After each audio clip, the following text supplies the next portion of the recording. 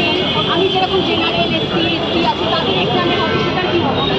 আমরা সবাই এই নির্দেশে পক্ষে নেমেছি যেন আমাদের রেজাল্টটা বেরোনো হয়। এমনকি কেপি যে এসআইটা হয়েছিল সেটা রেজাল্টটা পর্যন্ত এখনো বেরোয়নি, যেটা হচ্ছে 2025 শেষের দিকে, মানে নভেম্বর ডিসেম্বর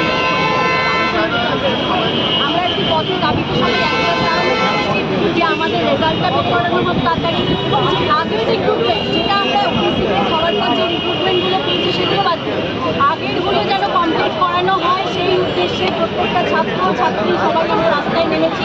সরকারের কাছে আমাদের একটা বিনীত আবেদন, আমাদের আন্দোলন চলছে, চলবে। করতে পারি সরকারের কাছে, যেন আমাদের বার্তাটা পৌঁছাতে পারি, যেন গভর্নমেন্টকে আমাদের একটা আজকে আমাদের এখানে কর্মকর্তা যাওয়ার কর্মসূচি আছে এবং তারপর যা সবাই মিলে ডিসিশন নেওয়া হবে সেটা হবে। আমাদের সরকার